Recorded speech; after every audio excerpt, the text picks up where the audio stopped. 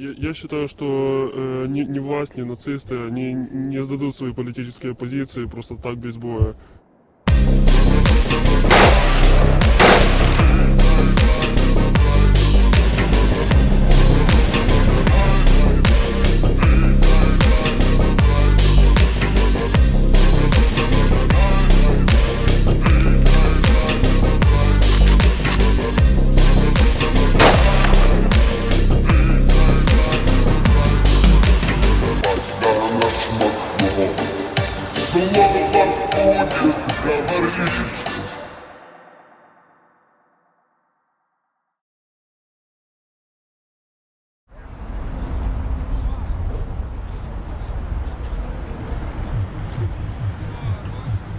We've come to Ukraine, we're here in Kiev, and at the minute there's a lot of talk about the rise of what are basically neo-fascist street movements. Now the Kremlin uses this as propaganda. Often they'll say, you know, Ukraine was a Nazi junta, everybody here is a Nazi. That's not true, that is definitely not true. However, it cannot be ignored that these fascist street movements are definitely gaining momentum and gaining power. They're getting away with crimes, they're doing big marches through the city.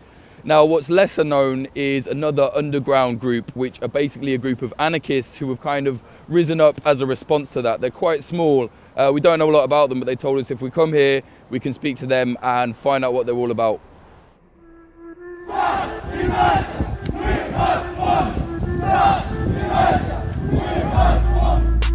The group calls itself Rev Dia, which in English translates to revolutionary action. They're against any form of traditional government and want a society ruled through localised, direct democracy. They're not the only anarchist group in Ukraine, but they're considered one of the most violent. They seek out and attack far-right militants, vandalise government property, and are strongly dedicated to direct action. Rev Dia formed in 2013, but is now becoming properly organised, partially as a response to the rise of far-right street movements in Ukraine. In some ways, they see themselves as continuing the legacy of historic Ukraine anarchists, such as Nestor Makhno, who fought in the 1920s. But in 2019, the anarchists are far outnumbered.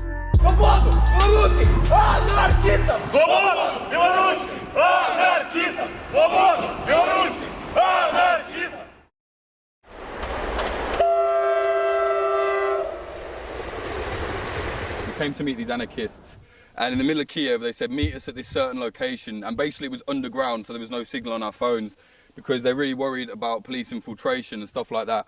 So we're underground, this lad turns up with pictures of me on his phone, kind of put it up next to my face and said like, right, we just want to make sure. Then I get a text from someone else who said, yeah, it is you, okay, no problem, tomorrow meet us at a different location.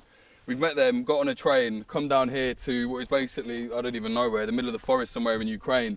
They're just down there. We're following them to an area, and they said they're going to be doing some kind of arms training. So, you know, we're going to see what they're doing. They are small, but already they seem pretty well organised.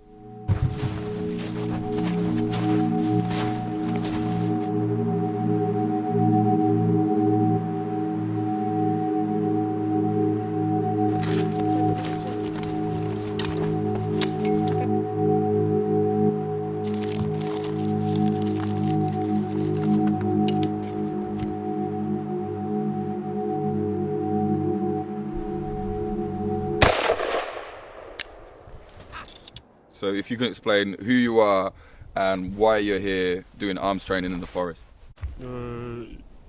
Я представитель революционного анархистского движения. Вот. Мы готовимся к социальной революции. Я заинтересовался военным делом уже будучи анархистом. Анархистом я стал, потому что не мог видеть весь этот пиздец вокруг. Все это бесправие народа. И вседозволенность властей. How many people are in Rev Dia, and what do you guys plan to do? Часть из них разочаровались в войне и, в принципе, стали аполитичными. Часть из них разочаровалась в анархизме и перестали принимать активное участие. Okay. What do you think about the war in the east with the Russian-backed separatists, you know, coming into Ukraine and fighting?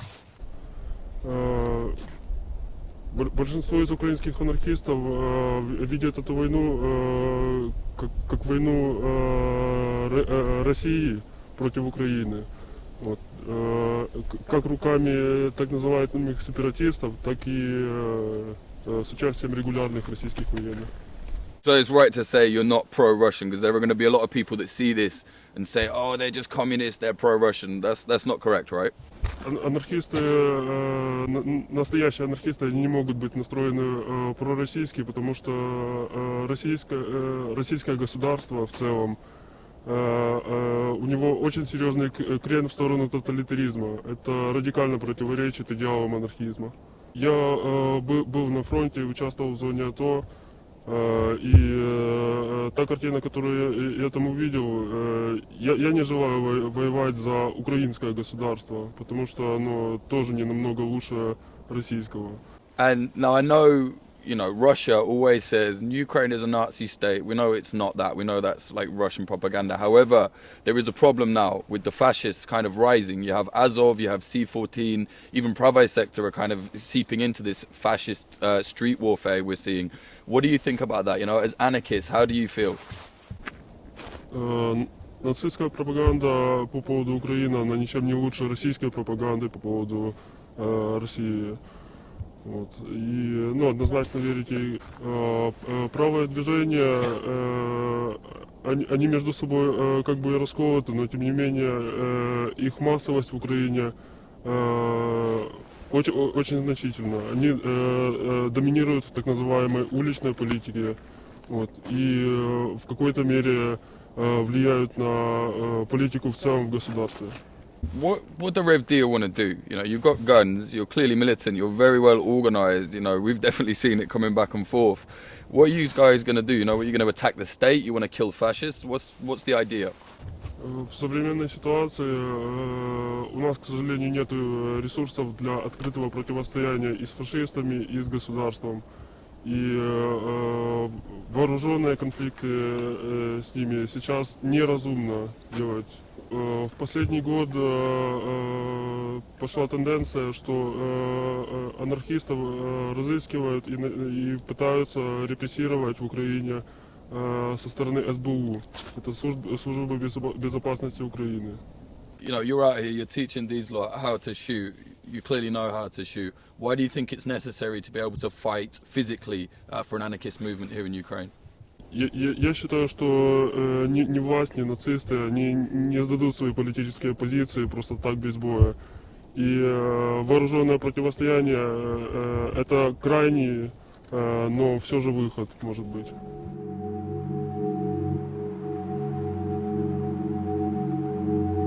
Не знаю. Сначала вперед ногами, да. И чуть полосок в коленях, чуть-чуть. Выкачиваешь тело вперед, грудью по направлению к мишени, не боком, а именно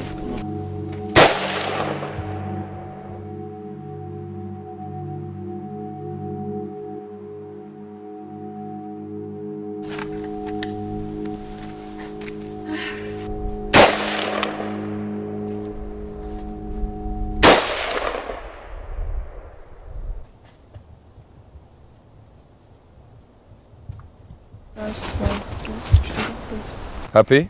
Я лучше, чем ты. I found something, look. Even in the middle of the forest, we found signs of the far-right presence in Ukraine. Nazis everywhere.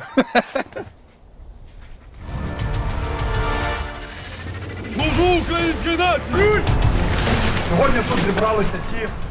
This is the National Corps, the street militia of the Azov Battalion, an openly far-right regiment now under the control of Ukraine's Ministry of Interior. Azov is part of the National Guard, but their so-called National Corps is not. The National Corps claims to have 20,000 members and say they're growing fast.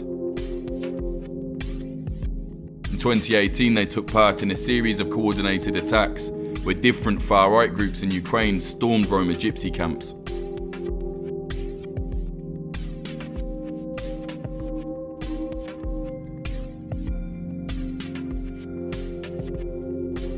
Other fascist street groups like C-14 also took part. One openly neo-Nazi group called Sober and Angry even committed a murder.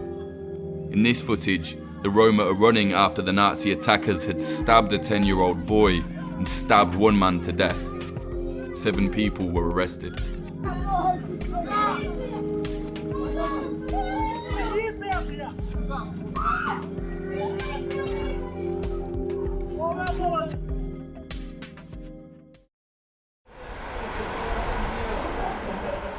So we got a text from the anarchist lads basically saying meet us at this train station in the middle of the night.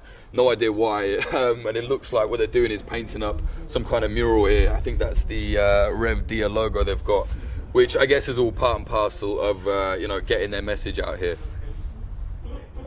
So could you just explain why are you guys doing this? Why are you out here putting murals on the wall? In Kyiv and Ukraine in the whole, it's maybe we can say it's part of cultural struggle between us and right activists. For us, it's sign that we are here, that we can struggle with them. We cover their graffiti, they cover us. So it's like cultural struggle in city.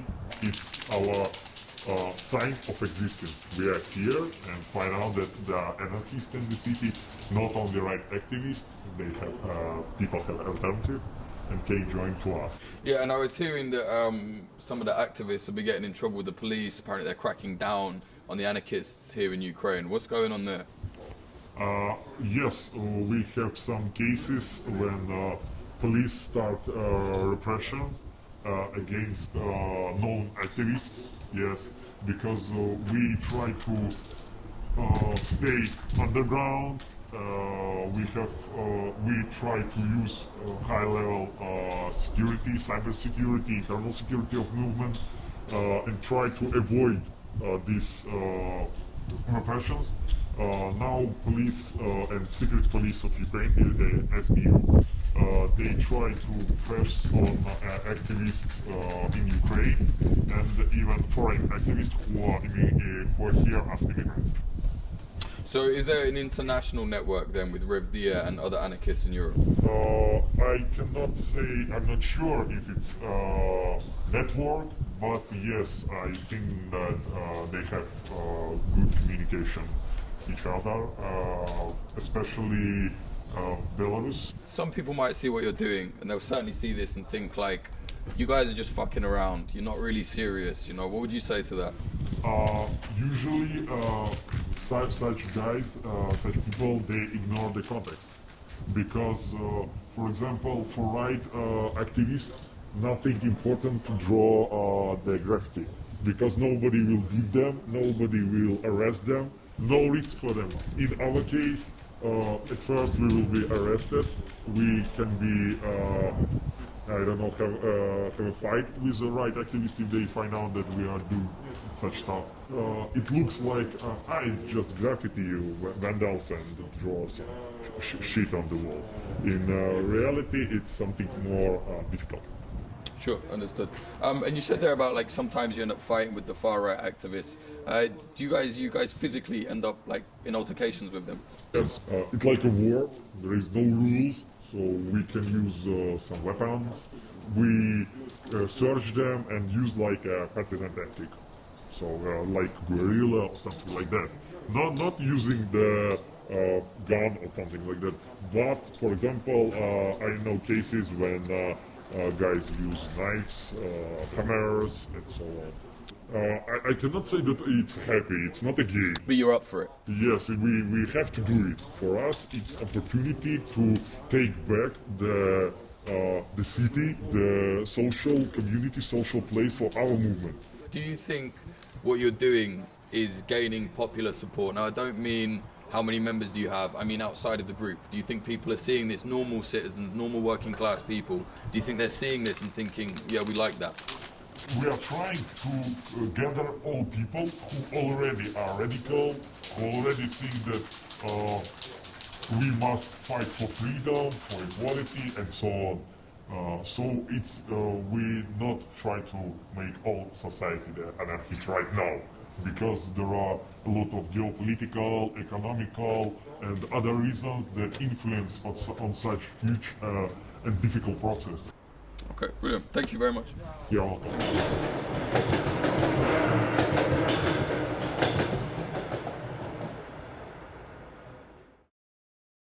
The next day, the anarchists told us to meet them on the Maidan Square, where most of the fighting took place in the Ukraine Revolution in 2014.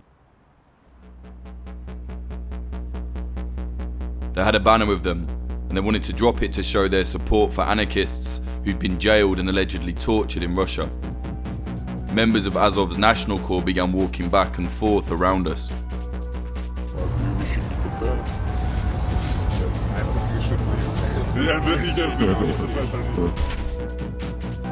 Saeed suspected they were about to attack. Outnumbered, the anarchists decided we'd head off and they dropped the banner somewhere else in the evening.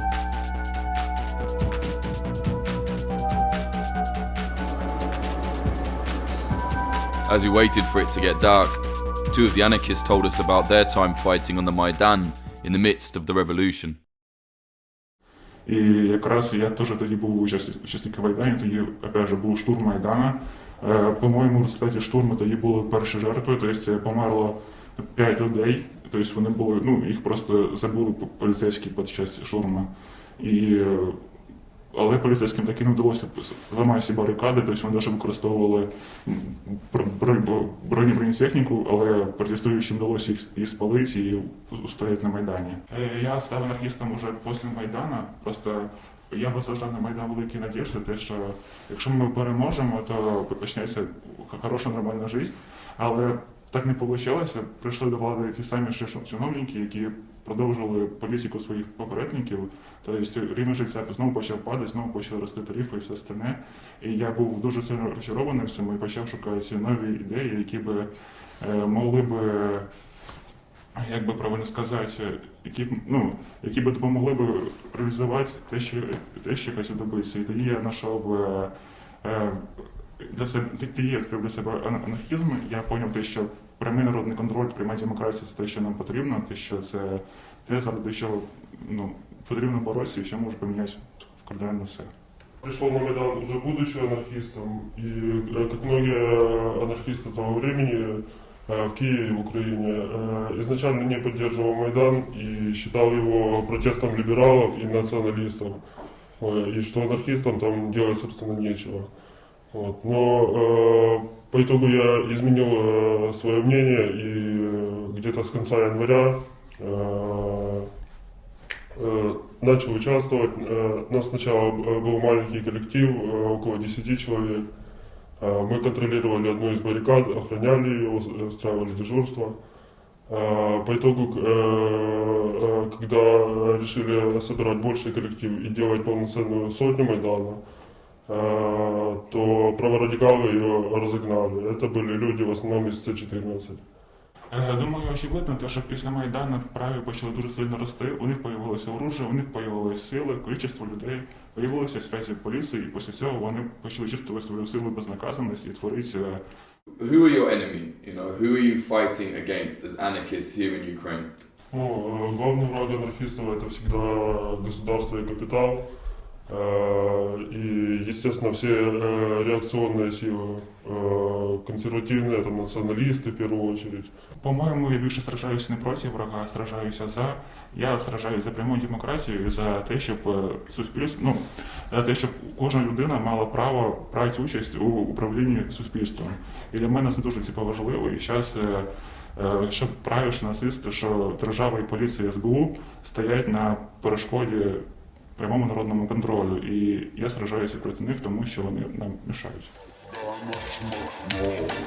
Слово будет говорить, пока наш махно. Слово будет говорить.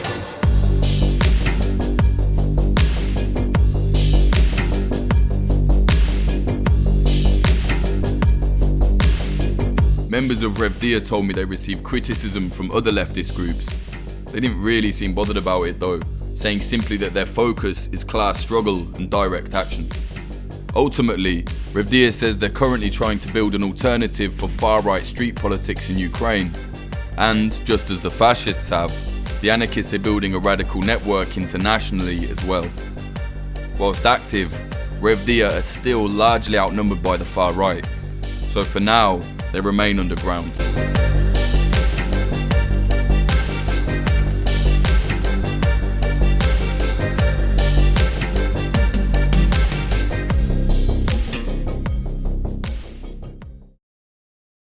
A few weeks after we'd filmed with Rev Dia, 15 shots were fired through the windows of a courthouse in Kiev. A currently unnamed anarchist group took responsibility for the attack.